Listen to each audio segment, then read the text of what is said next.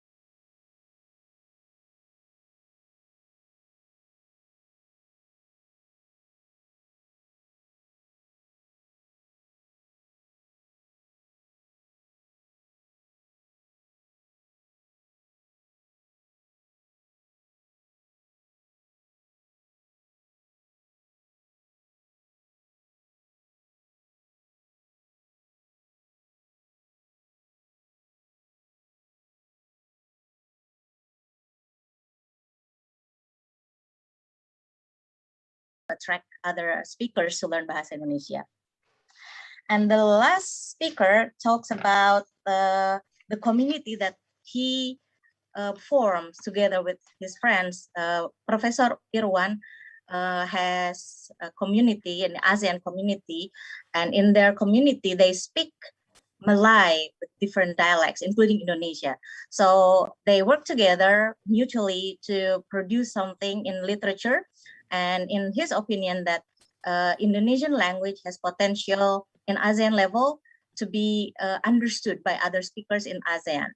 So from the 3 speakers, we also have questions from other participants, but I think I would like to draw a key point from the 3 speakers that Indonesian language has a potential to be an international language regarding international language and used as a lingua franca, considering the uniqueness of the linguistic features that it has, and also the mutual comprehensiveness within ASEAN level at least, and that would bring benefits to Bahasa Indonesia to be lingua franca at least ASEAN level and broadly in global level. I think that's the key points that we can take from our chamber. So now I will leave to the other moderator to report their meeting. Thank you very much.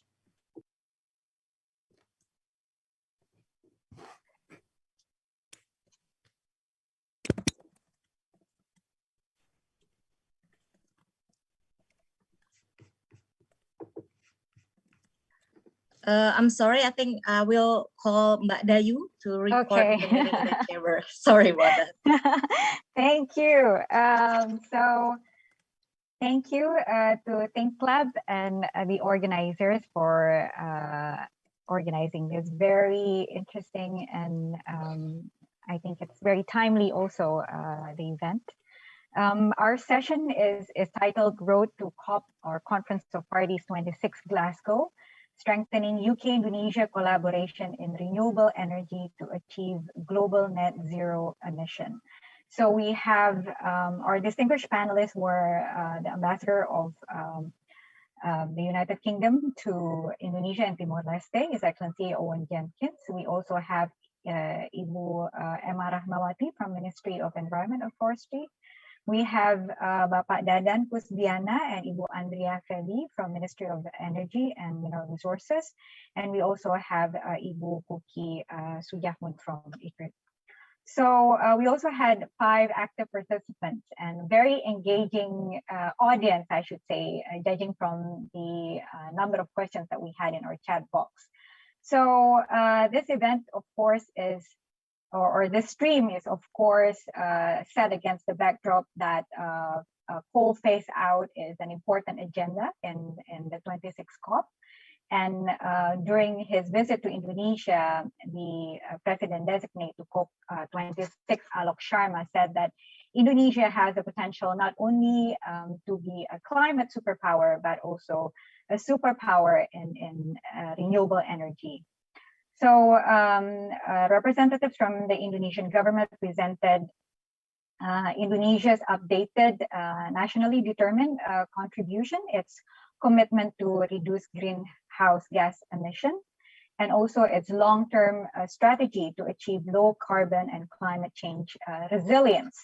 What is interesting about the 2 documents that were presented, the United Nations Framework Convention to address climate change, is that there is now a balanced perspective between climate mitigation and climate adaptation, meaning that the documents are formulated with the recognition that we are already suffering and experiencing the effects of climate change. It is also formulated with a view of aligning Indonesia's international commitments to its national vision and policies, and also the role of non-party stakeholders such as civil society organizations, subnational governments, think tank, academia, research organizations, and also youth organizations that were present in our discussion. It is also interesting because it also outlines the Indonesia's ambition that we will become a carbon sink in 2030 from the forest and land use perspective. But the energy transition is quite challenging as we are planning to phase away from coal.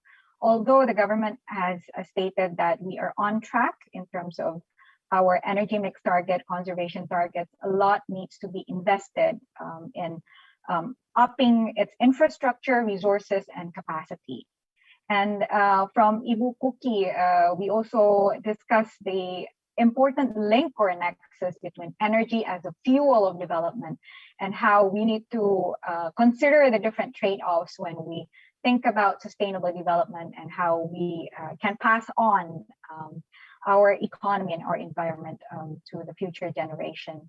And then Ambassador Owen Jenkins stressed the importance of the bilateral partnership between the UK and Indonesia, not only in research, but also in finance and investment. And the UK is a strong supporter of Indonesia's efforts in meeting not only its own commitment, but for Indonesia to become a global leader in addressing climate change.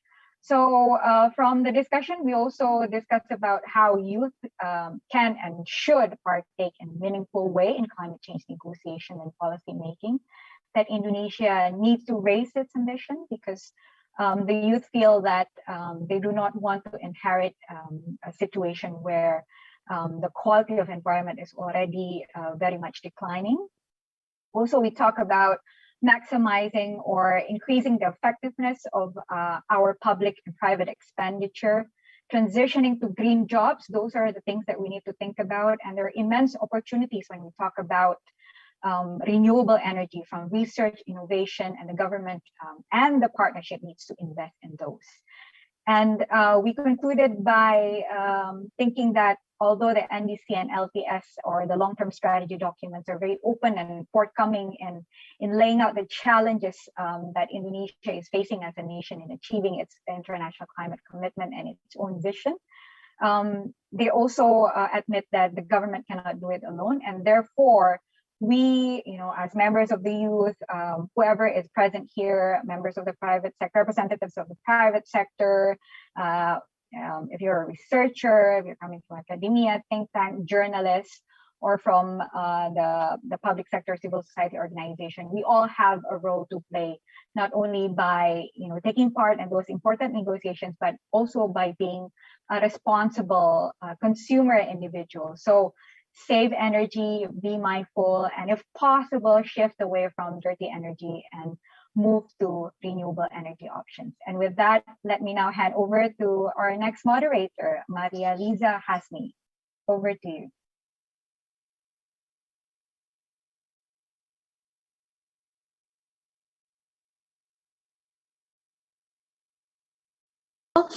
I'm Maria Lizia, you can call me Maria, and I would like to congratulate all ThinkLab committees for organizing a festival that is not only beneficial for UK and Indonesia cooperation, but also enlightening for everyone that joined us since yesterday, I guess. So I am the moderator of Media and Democracy and Sustainability.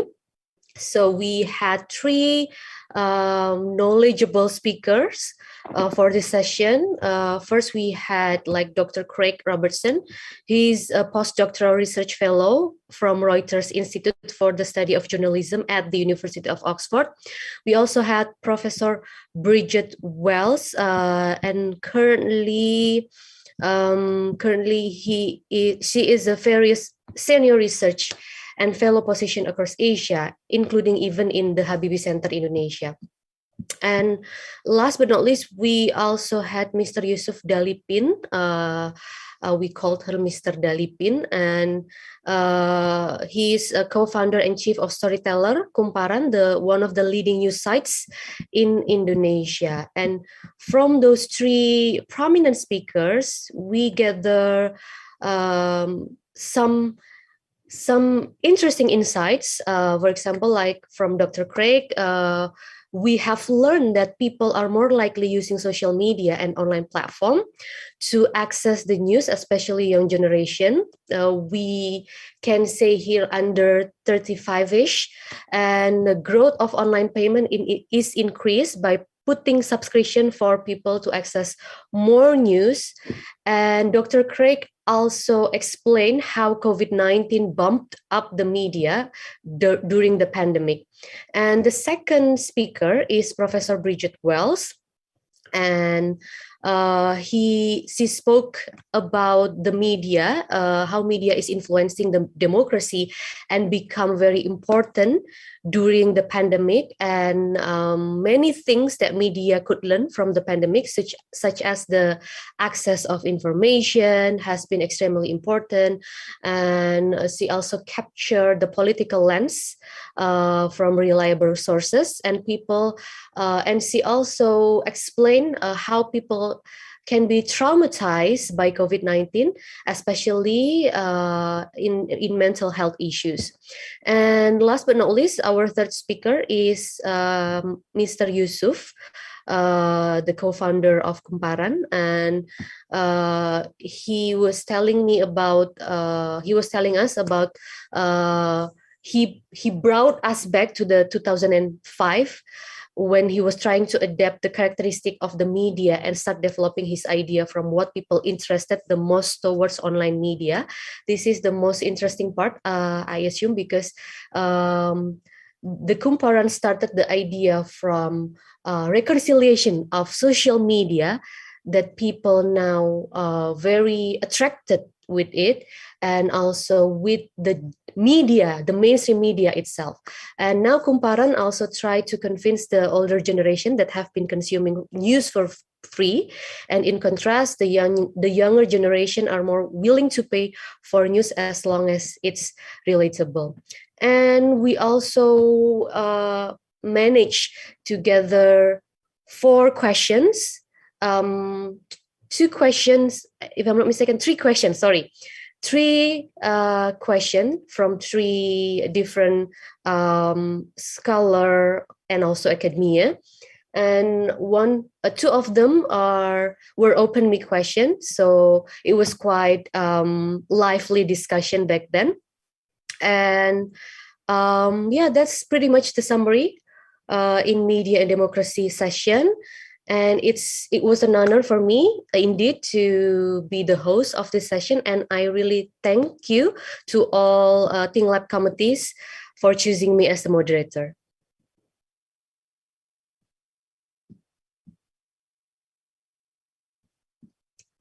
And now,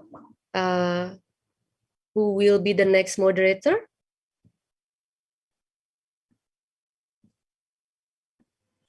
I think we'll hand over to the committee. Okay. Now I'll hand over to the committee. Thank you.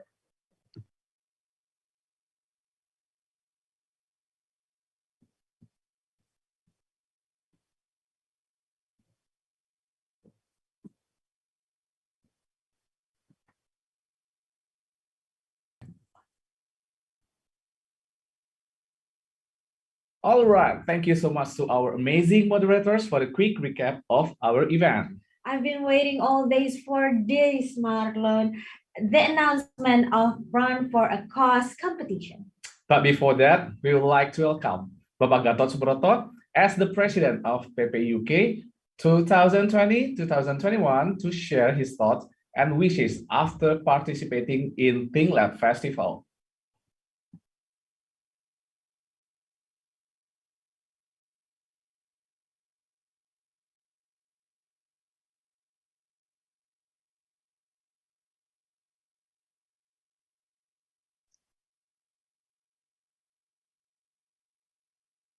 We are now at the closing session of ThinkLab Festival 2021. We have just gone through 2 exhausted yet fantastic days where we gathered virtually to learn directly from the distinguished speakers who are the expert and the most competent in their field. And we have had the golden opportunities to discuss, to share, and to exchange our thoughts and views on how to empower our society as well as to strengthen the relationship between two countries of Indonesia and United Kingdom. As we already know, ThinkLab Festival is a new initiative proposed by PPI UK that is intended to empower the Indonesian society here in the UK. Initially, we had called this event as Indonesian Society Summit, ISS. That's why we designed this conference as a summit meeting like. We have presented a lot of great speakers, 31 in my note, in the plenary sessions as well as in the 5 streams, that is business, culture, education, media, and environment. Overall, in the 2 days, the committee recorded 900 registrants with more than 630 attendants in all sessions and streams. This is a very great achievement considering the very short period of time work for the committee to prepare everything. Previously, the committee also successfully attracted public attention to participate in a row of events that are designed as a warming up or road to ThinkLab Festival, such as IG Lives that reach more than 40,000 accounts and a virtual run with a total of 97 participants. Through this very first edition of ThinkLab, we want to show that PPI UK is not just for the sake of student and see, but we also want to contribute to the development of our community and society, or even more, to a greater friendship between the two countries where we are living and studying. In our view, this is just a small step, a tiny contribution of our fellow students can do. But we believe that a long journey must begin with a single small step. Therefore, we don't want this special event is just considered as part of history that will be forgot afterwards. Instead, we do expect that ThinkLab Festival will remain in place next year and the next year again and again. So there will be more benefit that Indonesian students could dedicate to the goodness of people, planet, and prosperity. On behalf of PPI UK Hebat, please allow me to express my deepest gratitude. Thanks so much to all parties who make this event possible. Special mention deserves to be delivered to Mbak Dea, who are the project manager, and all the committee members for the excellent work. Congratulations for all of you. Also to KBRI London, particularly Pak Desra Percaya, also the British Embassy in Jakarta. Previously, we have Pak Wen Jenkins with us. And then all the sponsors, all the speakers, and of course, all the participants. I do hope you all have a lovely weekend. Thank you. Back to you, Bang Marlon.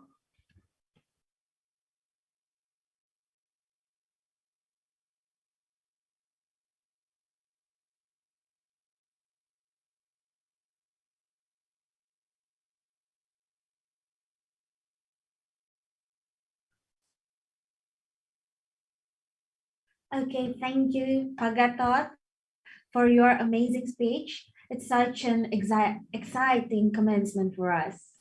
Totally agree, Dana. Can you imagine that a lot of people were inspired to do the 5K run in last weekend? Yeah. It was hard for us to choose our very unique pledge, but however, we are really glad that we managed to come up with 3 best pledges of this virtual social event. Exactly, Marlon. Therefore, congratulations for Gatot Subroto Mantul. This one, the profile you can see on your screen right now. And then the other one, the second one is Freya Kartika. This one, oh, nice. And then not but not least is Mirantifa. Okay, congratulations for Yeah. Gatot Subroto Mantul, Freya Kartika, and Ismirantifa. Yeah, we have been really inspired by the reason behind the run. Okay, guys, we'll be in touch with you and ask you to send your details so then we can deliver the prize to you as soon as possible. For the other participants who haven't gotten this opportunity, please do not be disappointed because we will make even more exciting events in the future. And finally, we are almost at the end of this event. Time goes really fast. These 2 days have been pleasant for both of us, especially because we had our amazing speakers and active participants with us. On behalf of the committees, we would like to say thank you. Hope you had enjoyable session, and to all the remarkable speakers, thank you for inspiring us and your willingness to share your expertise. We would like to send our highest gratitude to the people working behind the scene, the committees, the sponsors, IndiHome, Telkomsel, the University of Nottingham, UK Indonesia Consortium for Interdisciplinary Science, and Pupuk Indonesia Persero, as well as our partners, the Indonesian Embassy in London, British Council, and British Embassy in Jakarta, who have been involved to realize this event from the very beginning. Before we conclude the event, we'd like to request your feedback. You can scan the QR code as shown on your screen right now, and it will be less than 1 minute. Finally, we are reaching the end of ThinkLab Festival 2021. We would like to wish you all good luck and a successful journey in the shaping the future. I'm Marlon. And I'm Dana. Stay safe and stay healthy. Have a great weekend.